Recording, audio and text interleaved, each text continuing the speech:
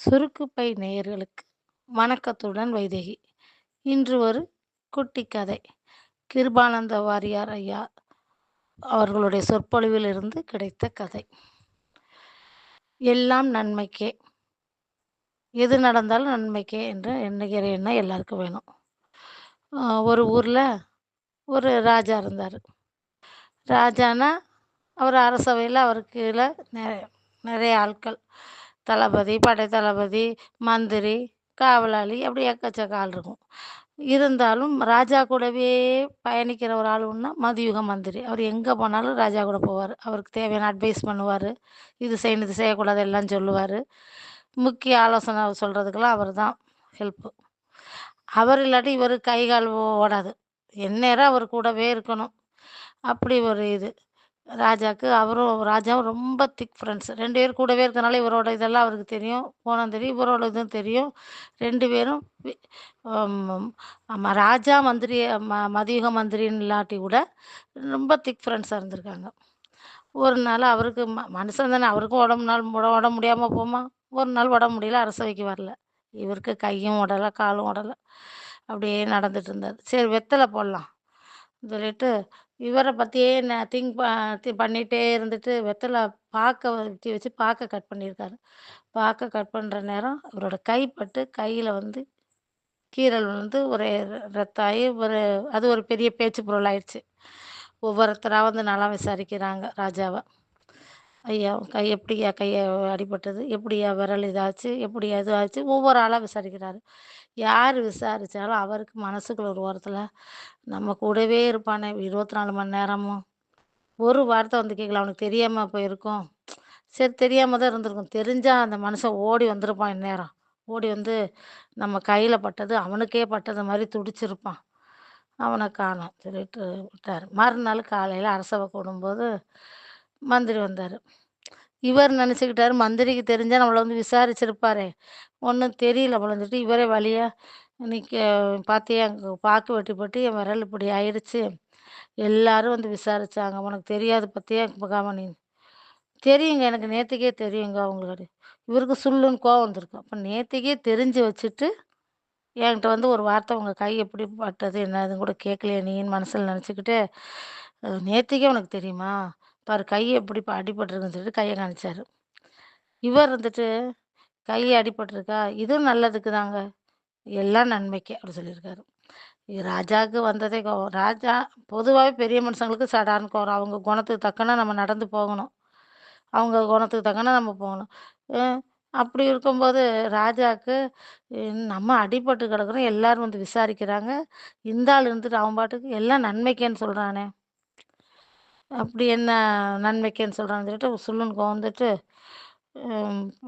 இங்கே வாங்க காவலாளியை கூப்பிட்டு இந்த ஆளை பிடிச்சி உள்ளே போடுங்க ஜெயிலில்.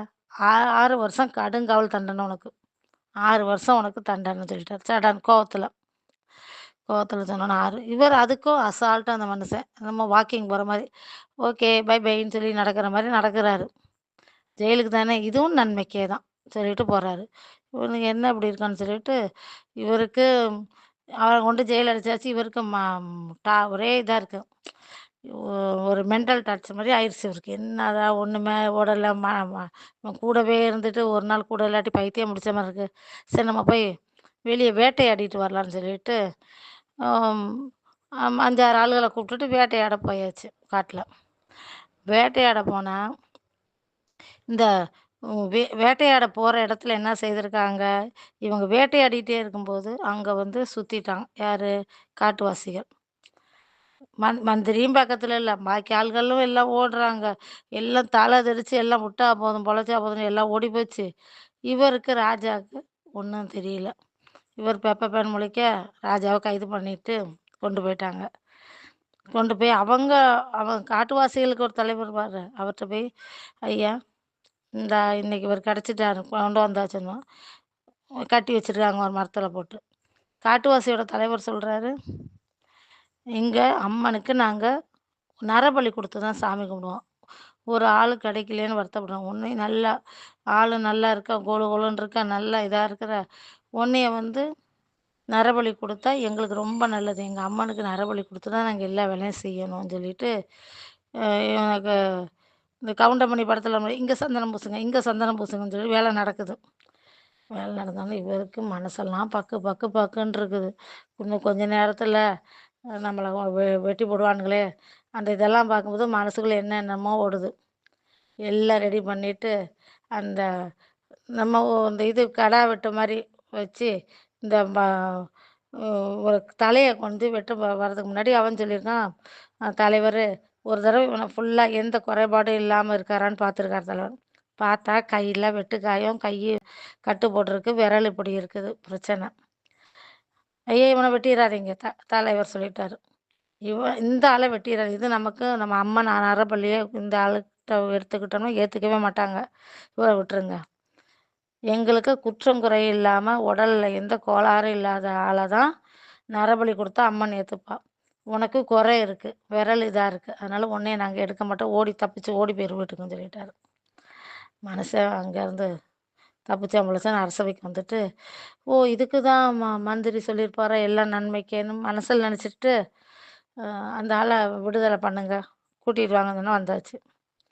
வந்தோனே, இ இப்படி நடந்ததெல்லாம் சொல்லிட்டு, இதுவும் நன்மைக்குன்னு சொன்னியே, ஒருவேளை இதா இருக்குமா? குற்றம் எனக்கு குறை இல்லாம இருந்திருந்தா வெட்டியிருப்பான். இது குறையா இருந்ததுனால அனுப்பிவிட்டான். அ என்னைய மன்னிச்சிடு. உனக்கு தெரியாம நானு சிறைச்சாலைக்கு அனுப்பிட்டேன். ஆனா எனக்கு ஒரு சின்ன சந்தேகம். சிறைச்சாலை போம்போது நீ சொன்ன எல்லாம் நன்மைக்கே, அப்படி சொல்லிட்டு போனேன். அதுல உனக்கு என்ன நன்மை கிடைச்சது? அவர் சொன்னாரு, உங்க கூடயே நான் ஒட்டிட்டு வரேன். அ உங்கள நீங்க காட்டுவாசிய சுத்துனா கூட நான் உங்கள விட்டு போமாட்டேன். உங்க கூடயே இருப்பேன். மற்றவங்கலாம் ஓடி போனாங்க. இருந்தாலும் நான் உங்க கூடயே வரேன். காட்டுவாசிகள் புடிக்கும்போது உங்களையும் என்னையும் தான் புடிச்சிட்டு போயிருப்பான். புடிச்சிட்டு போனா, உங்களுக்கு கையில ஒரு குறை. உங்கள வெட்டாம விட்டுருவான். கூட வந்து என்னைய வெட்டாம விடுவான். எனக்கு என்ன குறை? என்னைய வெட்டாம விடுவான். என்னைய வெட்டிருவான். நீங்க ஜெயில்ல போட்டதும் எல்லாம் நன்மைக்கு. அதுதான் இது. நீங்களும் தப்பிச்சீங்க, நல்ல நன்மைக்கு. ஏன்னா ஜெயில்ல போட்டதுனால நானும் தப்பிச்சேன். அதனால நம்ம என்ன நினச்சுக்கணும், எது நடந்தாலும் நன்மைக்கு. எது நடந்தாலும் அதுக்கு பின்னாடி ஒரு நல்ல பலன் இருக்கும். அதனால எது நடந்தாலும் நன்மைக்குன்னு சொல்லிட்டு நம்ம போயிட்டே இருக்கணும். இந்த கதை புடிச்சிருக்கா? சொல்லுங்க.